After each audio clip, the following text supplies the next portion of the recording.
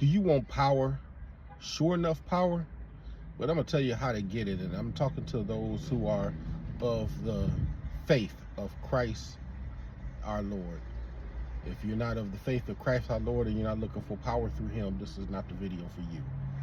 All right, fam, how you doing on today? This is Elder Rudy Best coming to you talking about faith, and we talking about power, and we talking about strength.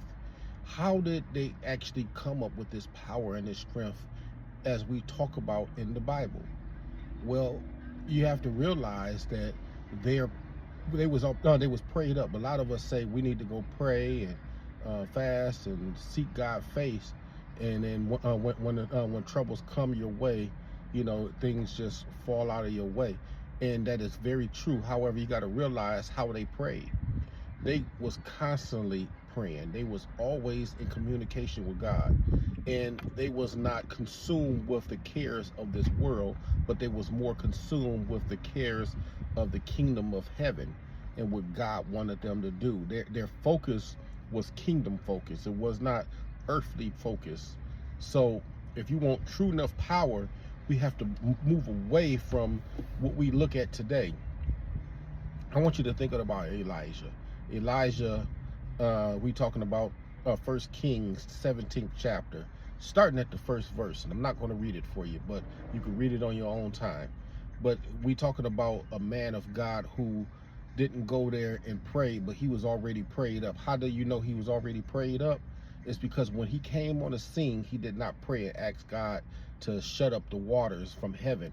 No, he commanded the waters from heaven to stop.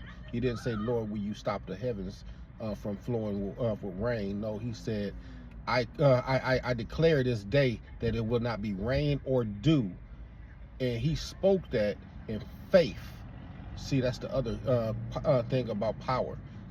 With true power, you have to have true faith.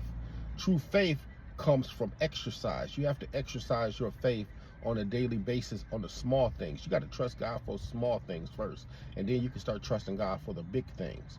And from there on, with the coupled with the prayer and coupled with your faith, you could speak those things that be not as though they were, and they shall come to pass. As the Lord Yahshua Christ said, you could speak to a tree and it will pluck up from its roots and be planted somewhere else. Or you could speak to a mountain and be moved out of your way. He was not talking figuratively speaking. He was talking about real enough mountains, real enough trees, if you had enough faith to do these things.